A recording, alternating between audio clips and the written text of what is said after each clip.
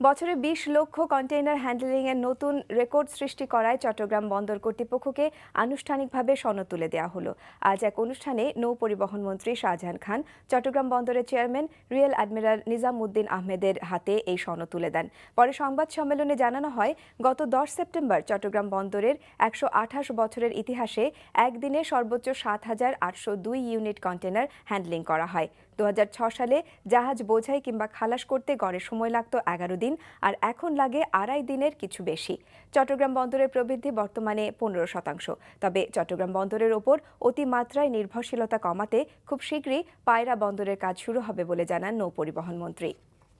আমাদের প্রত্যাশা পূরণ করবে না, এটা সারা বিশ্বের বিভিন্ন দেশের দৃষ্টি এখন পায়রা বন্দরের দিকে। আমাদের মাসে ২-১টি বিদেশি প্রতিনিধি দলের সঙ্গে সাক্ষাৎ দিতে হয় যে পায়রা বন্দরে তারা কিভাবে এই পায়রা বন্দরের সঙ্গে যুক্ত হতে পারে। এ ব্যাপারে আমরা এ পর্যন্ত প্রায় ১৯টা কোম্পানির কাছ থেকে আমরা কিন্তু অফার পেয়েছি, এবং এই পায়রা বন্দর হবে এই অঞ্চলের এই রিজিয়নের মধ্যে একটা বিশাল বন্দর।